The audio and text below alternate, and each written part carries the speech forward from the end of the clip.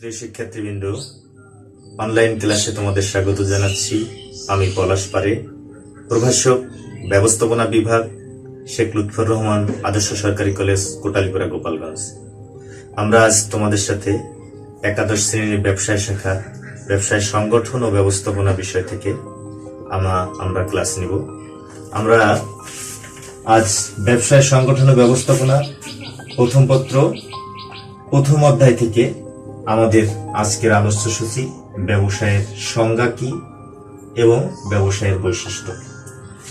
ব্যবসায়ের সংজ্ঞা বলতে কি বোঝায়, বা ব্যবসায় কাকে বলে, বা ব্যবসায় কি?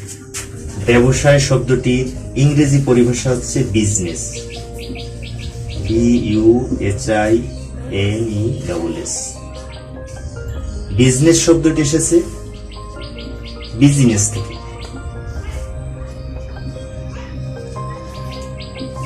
যার শাব্দিক অর্থ হচ্ছে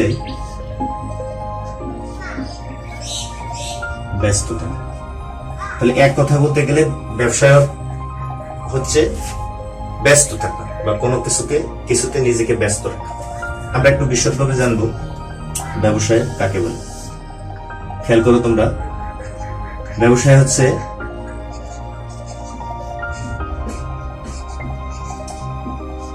মুনাফা অর্জনের উদ্দেশ্যে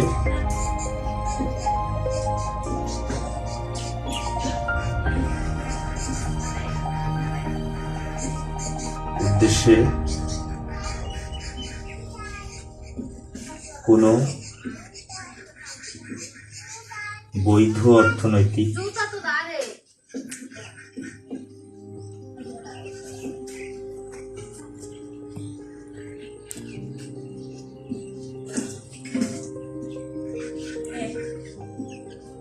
অর্থনৈতিক কাজে নিয়োজিত থাকা।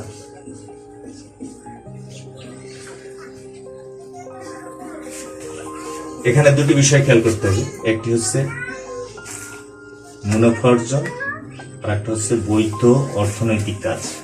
অর্থাৎ ব্যবসা হতে হলে মুনাফা অর্জনের উদ্দেশ্য থাকতে হবে, এবং আর একটা হচ্ছে বৈধ অর্থনৈতিক কর্মকাণ্ডেই নিয়োজিত থাকা। আমরা অন্যভাবে বলতে পারি, আইন অনুসারে কোনো ব্যক্তি বা প্রতিষ্ঠান মুনাফা লাভের আশায় ভোক্তাদের নিকট পণ্য বা সেবা সামগ্রী বিতরণ করে বা সেবা সামগ্রী বিতরণের কাজে নিয়োজিত থাকে, তাকে ব্যবসায় বলে। আমি মনে করি তোমরা ব্যবসায় কাকে বলে বা ব্যবসায়ের সংজ্ঞা বিষয়টি এতক্ষণে ভালোভাবে বুঝতে পেরেছ। এবার আমরা আসবো ব্যবসায়ের বৈশিষ্ট্য। বৈশিষ্ট্য হচ্ছে কি?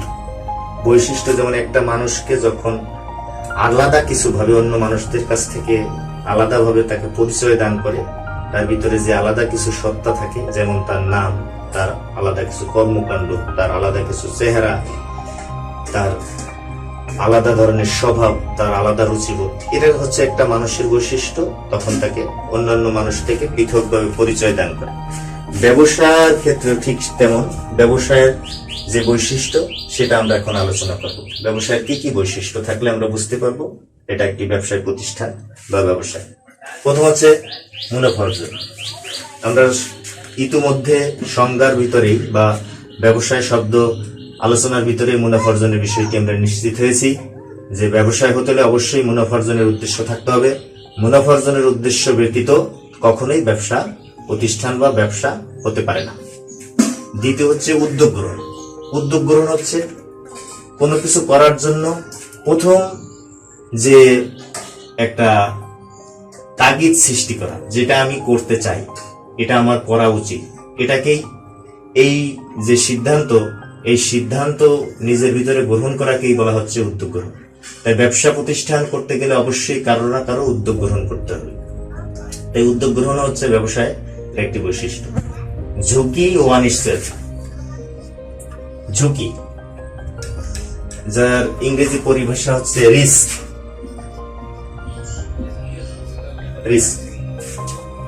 ঝুঁকি হচ্ছে কি?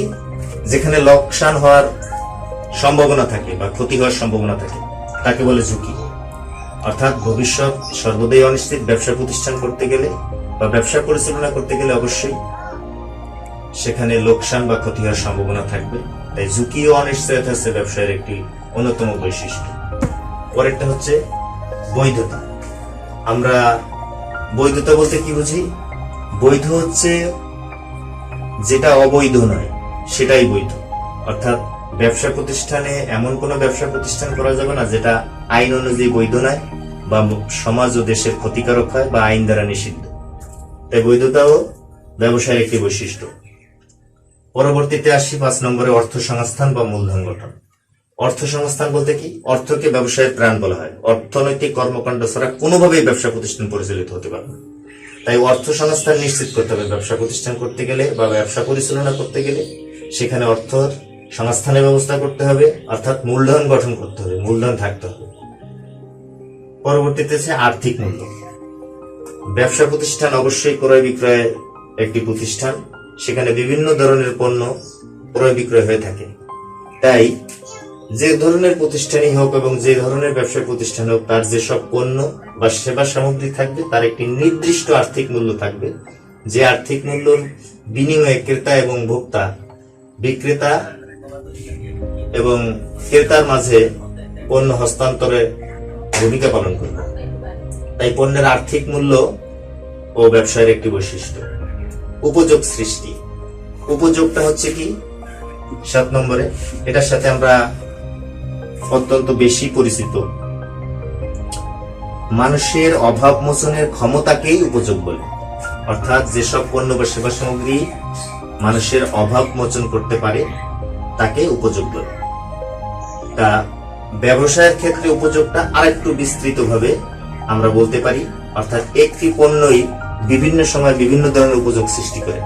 যেমন একটি পণ্য যখন কাঁচামাল থাকে সেটা একটি পরিণত পণ্য প্রস্তুত হওয়ার পর সেখানে তার রূপ চেঞ্জ হয়ে যায়, অর্থাৎ রূপগত উপযোগ সৃষ্টি হয়। সেভাবেই এক স্থান থেকে অন্য স্থানে যাওয়ার ফলে স্থানগত উপযোগের সৃষ্টি হয়।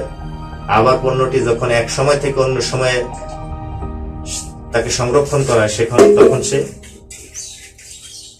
সময়গত উপযোগের সৃষ্টি করে। তাহলে উপযোগ সৃষ্টি ও ব্যবসায়ের একটি অন্যতম বৈশিষ্ট্য। এবার আসি সংগঠন। সংগঠন হচ্ছে কোনো কিছু সুষ্ঠু গঠন। সুষ্ঠু গঠন ছাড়া কখনোই ব্যবসায় প্রতিষ্ঠান হতে পারে না। সংগঠনকে মানব দেহের অঙ্গের সাথে তুলনা করা হয়। যেমন ব্যবসায় সংগঠনটি কোন ধরনের হবে? আমাদের বিভিন্ন ধরনের ব্যবসায় সংগঠন আমরা দেখি, যেমন এক মালিকানা সংগঠন, অংশীদারি সংগঠন, ব্যাংকিং, বীমা প্রতিষ্ঠান, যৌথ কারবারি প্রতিষ্ঠান। তাহলে ব্যবসায়টি কোন ধরনের হবে, কোন ধরনের সংগঠন হবে তা নিশ্চিত করতে হবে। সব শেষে যে পয়েন্টটি আমরা আলোচনা করব সেটা হচ্ছে পূর্বানুমান। পূর্বানুমান এক কথায় হচ্ছে ভবিষ্যৎকে দেখা, পূর্ব থেকেই অনুমান করা যে ভবিষ্যতে কি হচ্ছে, পূর্বে আগামীতে কি হতে যাচ্ছে তার আজকেই একটা আজ পাওয়া বা একটি ধারণা লাভ করা।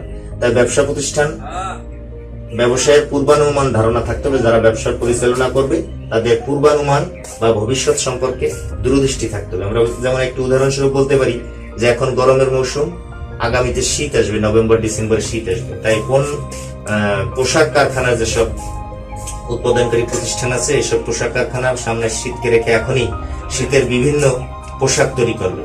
অর্থাৎ তারা ধরে নেবে এরকম শীত পড়তে পারে, এত বেশি শীত পড়তে পারে বা এত রুচি এই ধরনের মানুষ, তখন মানুষগুলো এই ধরনের পোশাক পরবে। সে অনুযায়ী তারা আজকে থেকে পণ্য উৎপাদন শুরু করে। বা যদি তাদের পূর্বানুমান ভুল হয় তাহলে তখন তারা কি হবে? লোকসানের সম্মুখীন হবে। তাই পূর্বানুমান হচ্ছে ব্যবসায়ের একটি অন্যতম বৈশিষ্ট্য। প্রিয় শিক্ষার্থীবৃন্দ, এতক্ষণ তোমাদের সাথে আমরা ব্যবসায়ের সংজ্ঞা এবং ব্যবসায়ের বৈশিষ্ট্য এই দুটি বিষয়ে আলোচনা করলাম।